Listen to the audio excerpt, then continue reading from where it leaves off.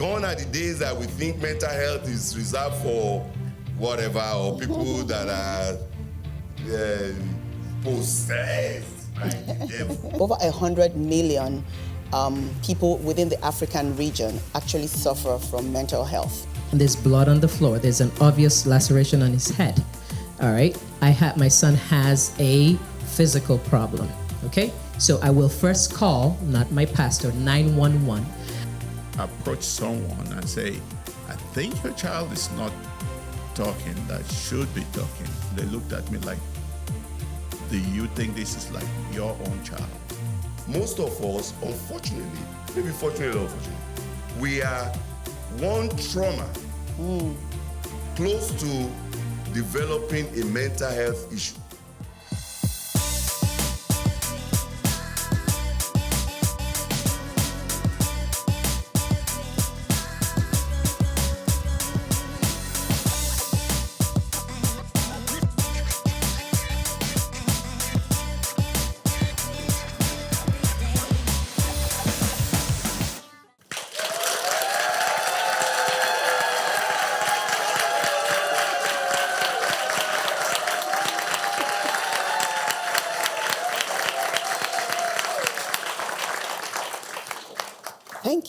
Thank you all so much for coming. It is so nice to see everybody. You all look so gorgeous. I appreciate your taking out your Sunday afternoon to join us. This is the first Dr. Tade Talks with a live audience.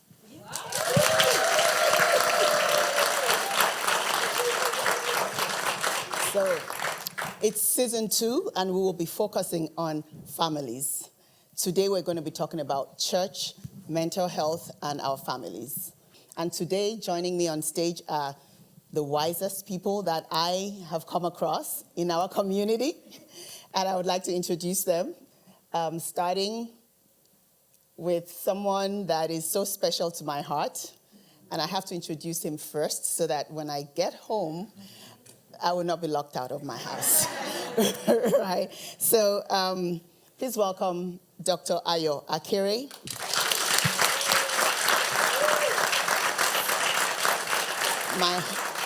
Thank you. Dr. Ayo is my husband and my life partner of over 30 years.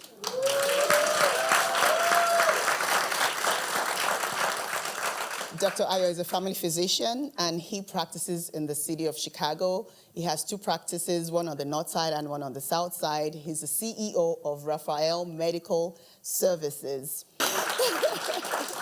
And together we have 3 young adult men. So please welcome again my sweetheart, Dr. Ayo. Thank you. You can enter the house. Also joining us for this conversation today is Mr. Olu Adeshida.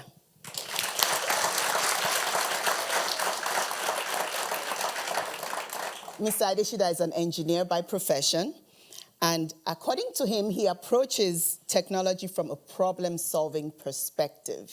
So he's a problem solver, and I can attest to that, okay? Mr. Adeshida is also a deacon, and he serves in various roles in the church. He's married to his gorgeous wife, Dr. Teju, who's sitting here in front. And they are raising 2 beautiful teenage daughters. You should see them, they're gorgeous. If I had daughters, my daughters would look just like them. Deacon Olu loves to write, and in his writing, he explores faith as it intersects with everyday life. Please make welcome Deacon Olu. Thank you. I'm glad to be here. Another daughter of mine, if I had a daughter, would look just like her too. Mrs. Temitokwe Kolajo.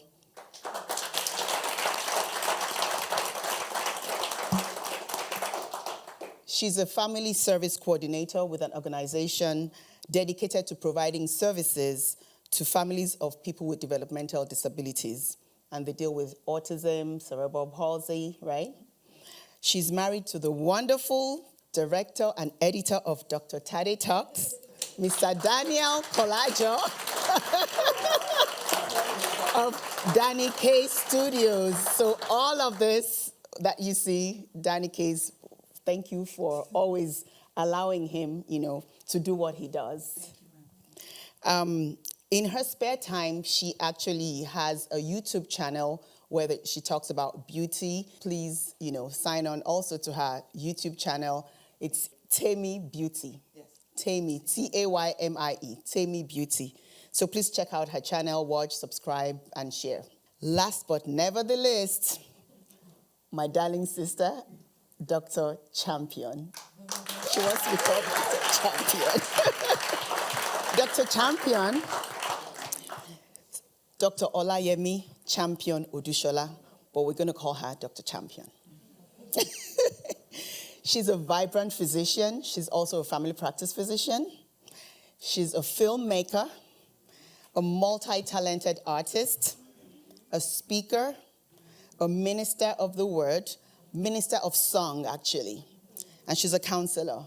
Like I said, she's in full-time practice. She's also a physician. So she wears so many hats, just like myself.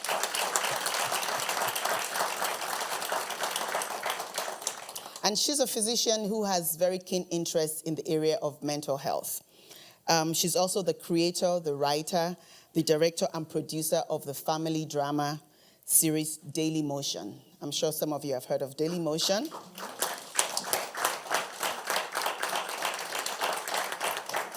You can catch her every other Saturday hosting the Daily Motion Haven of Love, an online talk show that employs multidisciplinary approaches to have realistic conversations about various topics on life and faith. Please welcome Dr. Champion.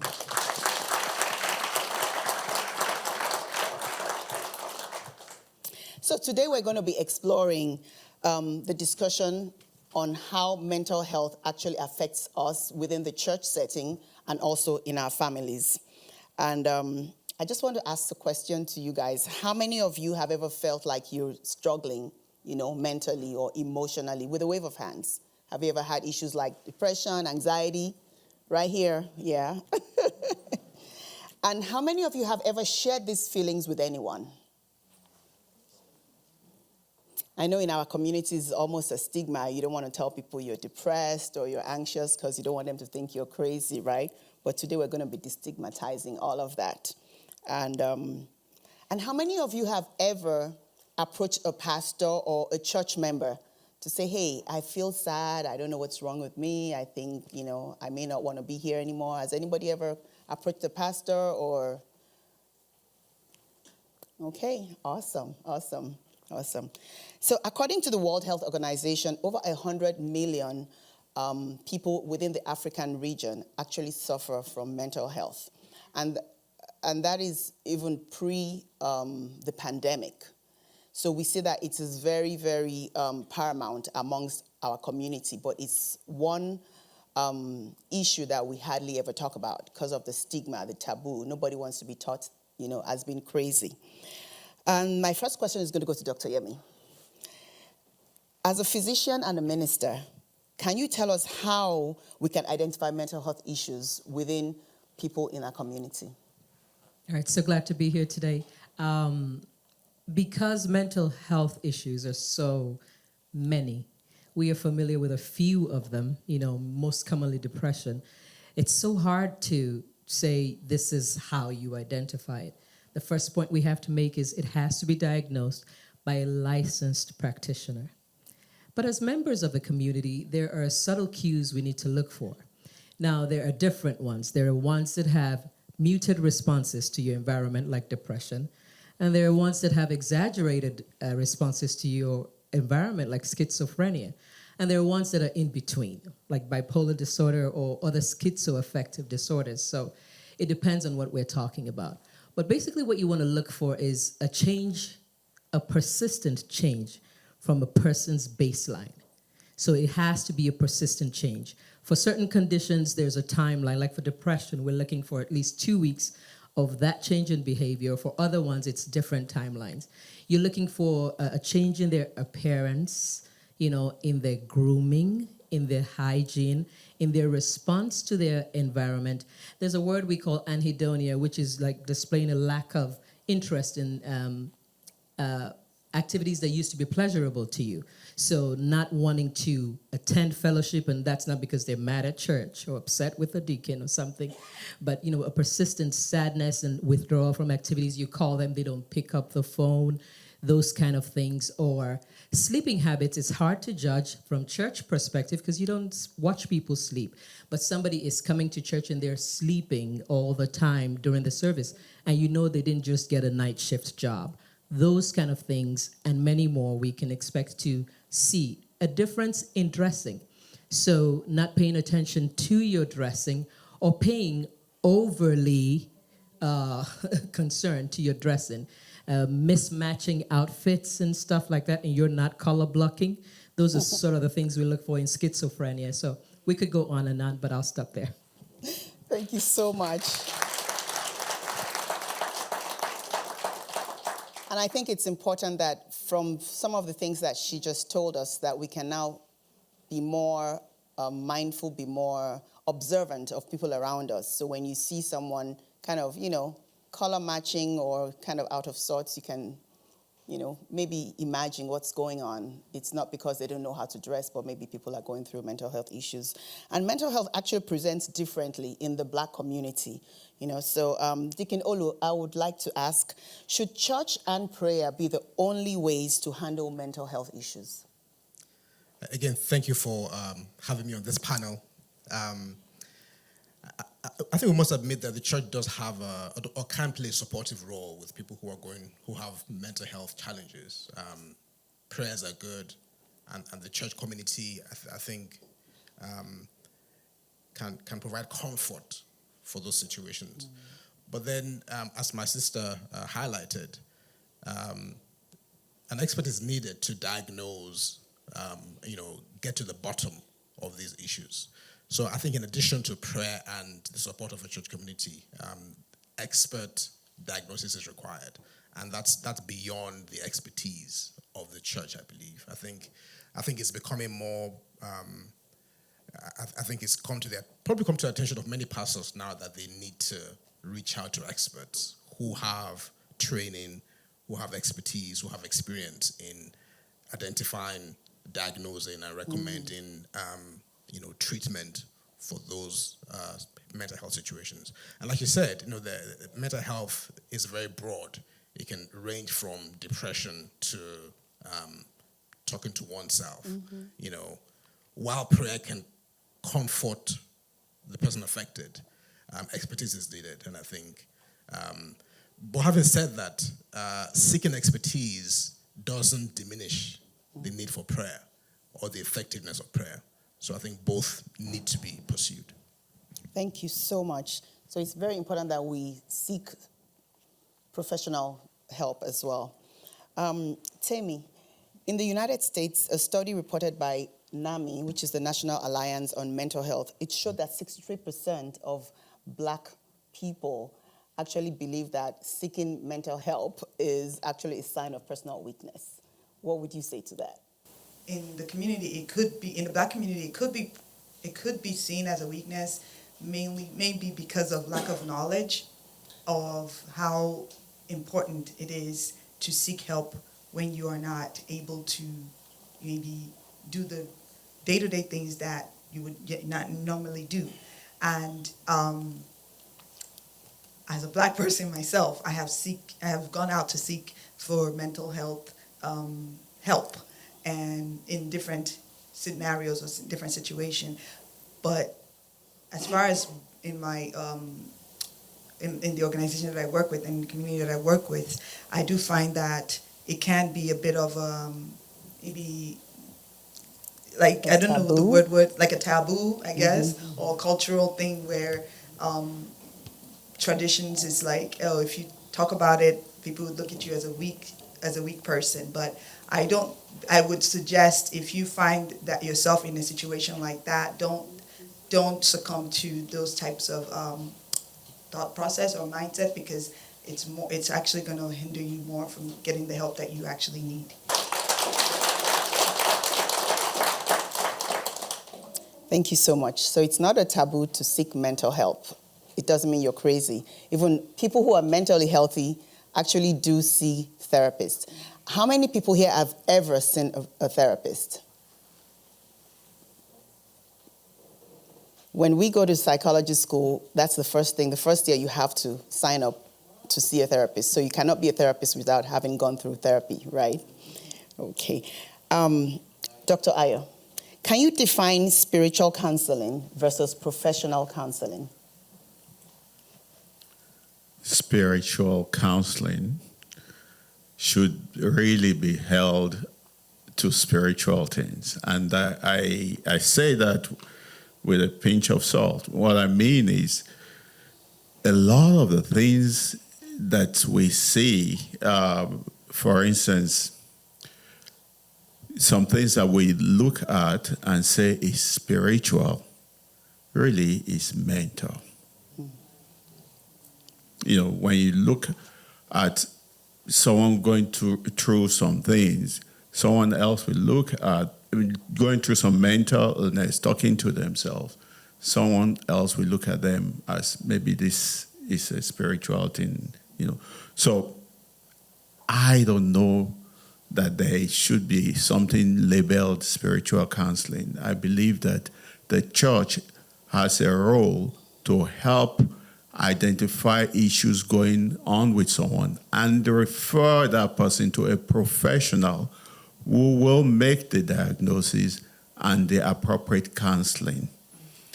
Now, is there a role for a pastor to counsel? Yes, but that not in mental health, except the pastor is trained as a mental health counselor. Okay. So the other part of it is that the pastor has a role to counsel you in your spiritual development. He has a role to say, yes, today you know how to pray, but you're not referring to the Bible in your prayer, so it's time to learn some verses and go on and pray at a higher level. It's time for you to stop doing certain things and go higher in your spiritual life. But that's nothing to do with mental health. So they are not the same, and they are far apart. They run parallel. You do need spiritual counseling to grow spiritually in church, and then you do need mental health counseling by a mental health professional. Thank you so much. You know, the reason we're asking this particular question is that in our community, a lot of people, a lot of us, anything that happens to us, who's the first person we call? Pastor. You call your pastor. And that is how we do things. If you're feeling one kind of way, pastor, some people call their pastors in the middle of the night. You know, when you have issues of domestic violence, that's the first person you call. Oh, pastor, he just slapped me. She just beat me. Things like that. So we call our pastor for everything. But Dr. Emi, I wanted to ask you, when do we, just in line with what Dr. Akere just said, Dr. Champion, when do we make that appointment for spiritual counseling, and when do we make that appointment for a licensed therapist? Thank you so much for that question. One would think that the answer to that question is quite easy, right?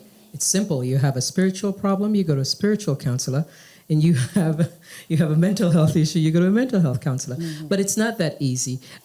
Before I go into why that is not easy, the first thing, just as Dr. Ayo was talking, that I realize is that we should encourage all of our spiritual leaders to, one, have their own therapist, two, have a basic training in counseling. The reason for that is because the lines can get blurred between spiritual and mental health counseling.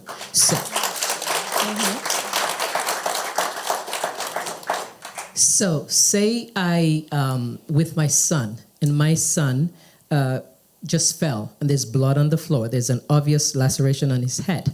All right? My son has a physical problem, okay? So I will first call, not my pastor, 911. And then while I'm en route to the emergency room, I will call my pastor and say, I'm taking my son to the emergency room. Would you please pray along with us, something like that. If you're having problems like I have not been able to sleep well overnight, and I find myself sleeping 2 to 3 hours, and then I'm up and I have full energy. And sometimes I wash my walls and I clean my house and I call people in the middle of the night. That person may not know they're having a problem, but the people around them should also notice this person is having a mental health issue, so they need a mental health counselor. But I say the lines get blurred because sometimes life stresses become the precipitants for mental health issues. So say I lost my mother and I was very close to her. There's normal grief. That you can't put a timeline to grief, but medically we say it's about a month of don't want to do anything. And then there's prolonged grief when you are not able to get out of that phase quick enough. But there is a line where the precipitant for depression is something like grief or life stresses or continuous anxiety. So this is where it is good for the counselor, the spiritual counselor, to have a basic training so that if somebody is calling you for prayer support, you have to say, okay, this is now no more spiritual support. This person needs mental health counseling.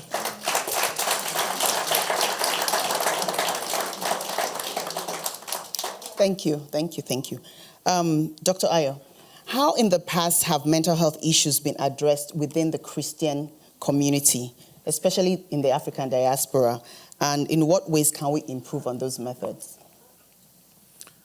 Thank you, Dr. Yemi, for that description.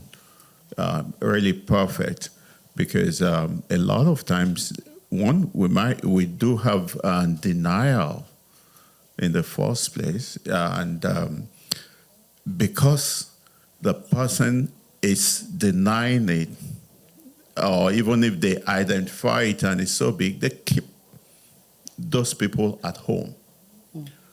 However, if they come to church, also there is the congregants also have a way of isolating them. What I mean is they look at them and they don't know how to handle them, so they kind of stay off. It's like, I don't know how he will react or she will react or what the family will think I'm doing with the child, so they kind of stay off. And this is something that even I have experienced, because I approach someone and say, I think your child is not talking, that should be talking. And the first time it was well accepted. The second time they looked at me like, do you think this is like your own child? And I kind of withdraw from it. And that kind of creates a chasm there. However, generally, the people in church, I see that there's more of us that kind of leave them alone. And I have also seen trained professionals within the church that will approach the family again and again and say, something is not right here. And those two characteristics I have seen in the church. And yes, we have also seen where there is a disturbance in behavior and we call 911. So those are different ways that we have seen. But what should the church be doing?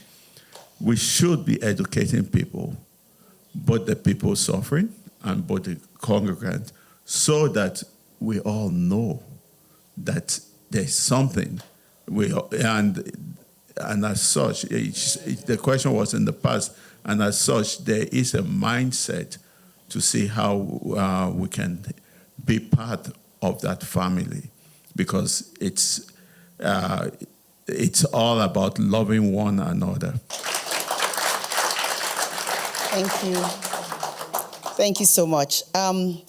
I would like to introduce an expert, a mental health expert in the house. His name is Mr. Tayo Oladejo. He's a licensed clinical professional counselor. He has his practice here in Chicago, and over the years has been a great resource for the church family. And Mr. Oladejo, I would like to ask you the same question as far as how do you think we should address mental health issues within the church community? I have a model, which I think I've already mentioned in the past, and that is, if you like, and write it down. That is seek.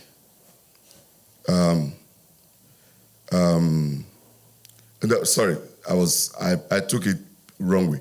Ask. That's what I was going to say. Ask. A-S-K. Okay.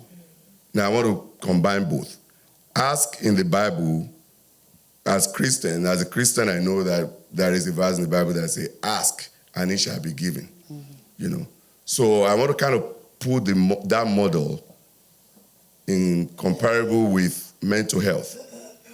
Ask. The A there is what?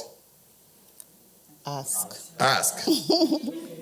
And the S there is what? Seek. And the K there is what? Knock. Okay. In that sense, if you're going through stuff like mental health concerns, what do? A is what? Ask. So the church or you that you are going through these concerns, both of you should be asking.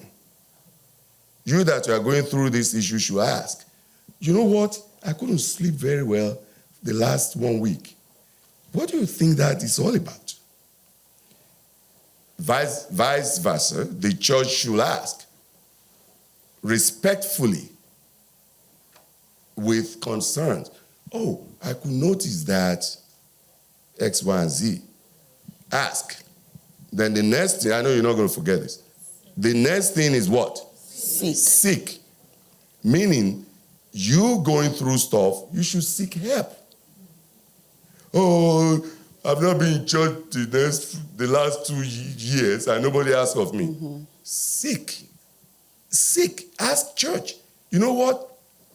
I've not been in church a couple of weeks. I don't know if you guys notice. Oh, I don't know. Then the church also do what? Seek for the people. If you see someone going through stuff, just seek them out. You that are going through stuff, seek help from the church. Professionally, we've talked about that. I'm not going to overemphasize that. Then the third letter is what? Knock. You got to knock on that door. If you're going through mental health issues, knock on that door, meaning what? Knock on the door of a therapist. Knock on the door of the pastor. If he's sleeping, wake him up. Knock his door.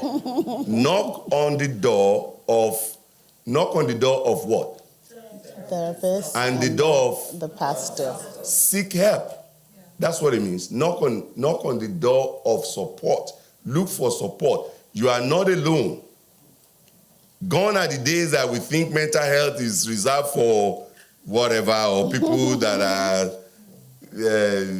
possessed by the devil. It's all nonsense. Yeah.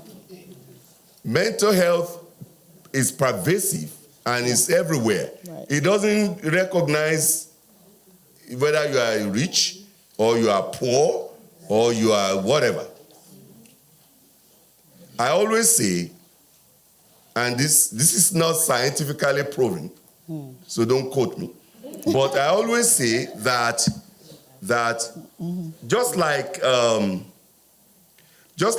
people will say, not people, this is data, will say that most Americans or most of us, we are one paycheck Away. to what? Away from being homeless. To homelessness. Homelessness. So I reverse that and I say, most of us, unfortunately, maybe fortunately or unfortunately, we are one trauma close to developing a mental health issue. That's right.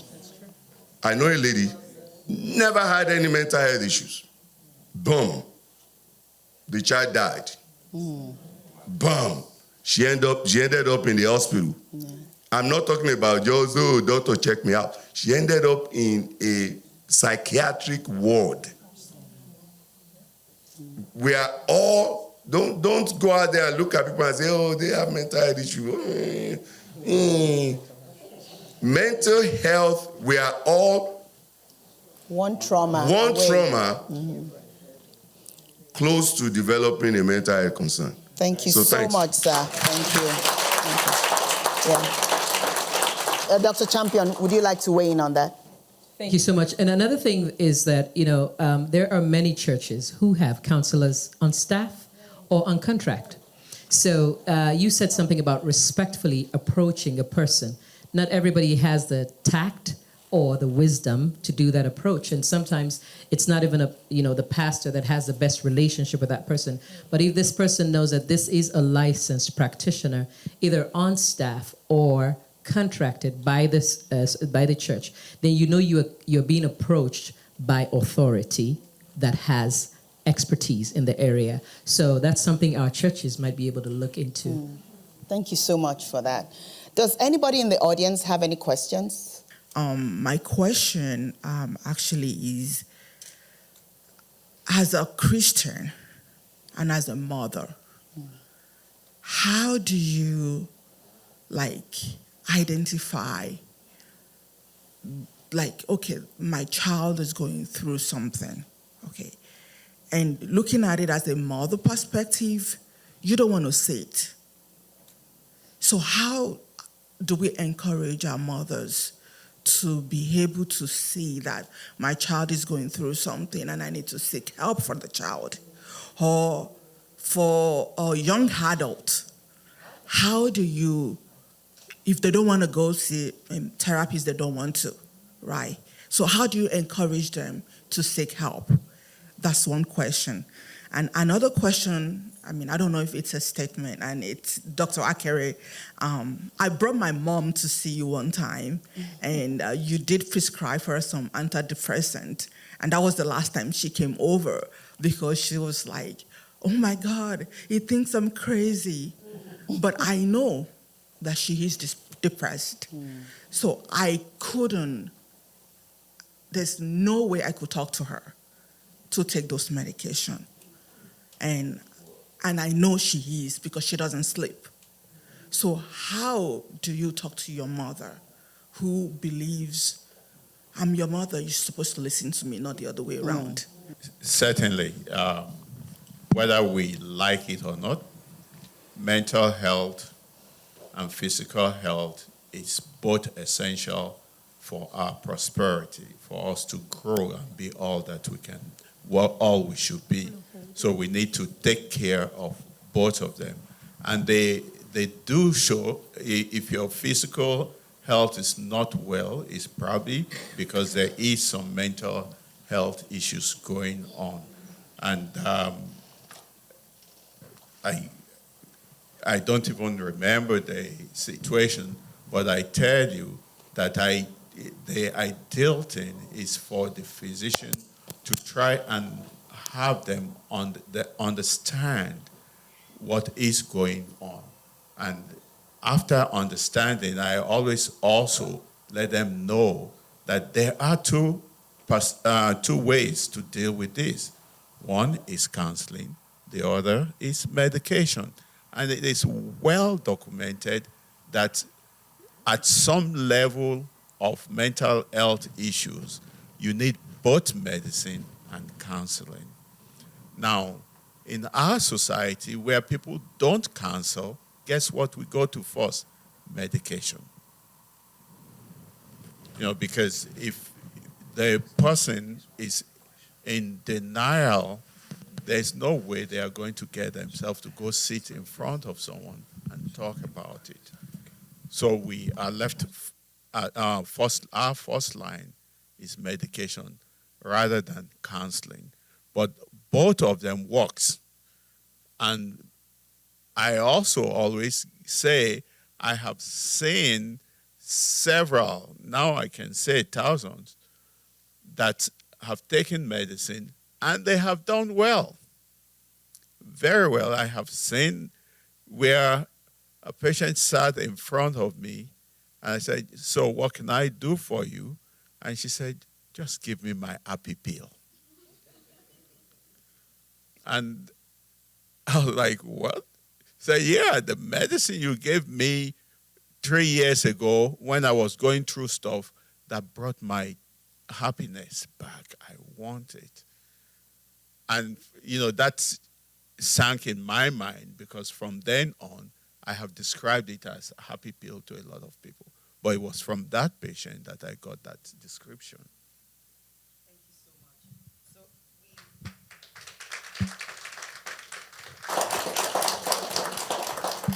much. So we've heard from the experts today that there's nothing wrong with using medication. Just like some of us have diabetes, high blood pressure, and we manage it with medication, your mental health, sometimes you actually need medication for, especially ailments like depression, so that you don't get suicidal. It's very important that we use medication. Thank you so much, Dr. Ayo, for that. And thank you, Ms. Abby, for that question. We're going to go into the family segment of the show, and we'll talk about the second question that you asked. But before we go into that, I know that a lot of us still on church and mental health, because, this is a church community, and a lot of us, we put our pastors on a pedestal. We see them as superhuman. We believe they don't have problems. So my question, and I will start with Deacon Olu, is that how can pastors and leaders also deal with their mental health? Who do they turn to? Because nobody's exempt from mental illness, and pastors go through so much. We put so much on them. We go to them for everything. Imagine a church of 1,000 on one pastor, and he has to deal with all of that. So who do the pastors turn to, and how should they be managing their mental health? I think there are a number of responses to that question. I think, and just as you said, I was thinking about it the other day too, that pastors have to take on all we unload onto them, all our issues, our problems, large, small. They have to be able to unburden to somebody. So my advice would be, and I think we've mentioned this before, I think they probably should get a therapist that they need to see regularly for, if nothing else, just the stress of being a pastor. I think the other answer to your question would be, as congregants, I think we should humanize our pastors. I think too often we put them on a pedestal. We canonize them, make them superhuman. And I'm not saying disrespect them, but realize that they are human beings. So check in on them as often as you can. Build relationships with them. Maybe find out what their interests are, and just make them human. And making them human makes us realize that they would have mental issues too, or they are susceptible to mental issues, and that should help them. I wanted to add a little bit to the responses to the previous question, and I think influencers can help with either a relative or mother who's trying to figure out what's wrong with her child and can't get through to the child. And what I mean by that is, what do influencers do? Influencers influence people, right? So if you can find someone trusted in your circle, either a relative, a member of the family, who can somehow connect with either your mom or that child, and can speak to them about the need to take the medication or get that condition diagnosed, that would help in addition to the medication and the counseling. Thank you so much. Does anybody else on the panel want to weigh in on that? Pastors are human.